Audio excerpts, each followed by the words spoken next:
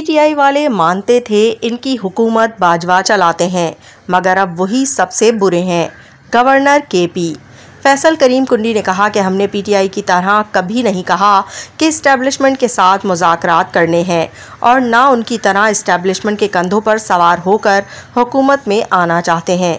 उन्होंने कहा, हमने कभी नहीं कहा कि हमारी हुकूमत बाजवा चलाता है, मगर पीटीआई वाले कहते थे कि वो एक पेज पर हैं और बाजवा हमारी हुकूमत चलाते हैं, लेकिन उनकी रिटायरमेंट के बाद पीटीआई वाले कहते हैं कि वो सबसे बुरे हैं। गवर्नर केपी का कहना था कि वफाक से सूबाई हुकूक पर बात करने के लिए जिरगा अराकीन का ऐलान जल्द करेंगे। जिरगा अराकीन दलाइल से लड़कर वफाक से अपना हक लेकर आएंगे।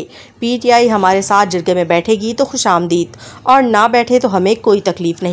फैसल करीम कुंडी ने मजीद कहा कि ये कोई अच्छी बात नहीं है कि आप जामियात की ज़मीनें बेचें। जब तक मैं हूँ, मैं उनको एक भी ज़मीन बेचने नहीं दूंगा।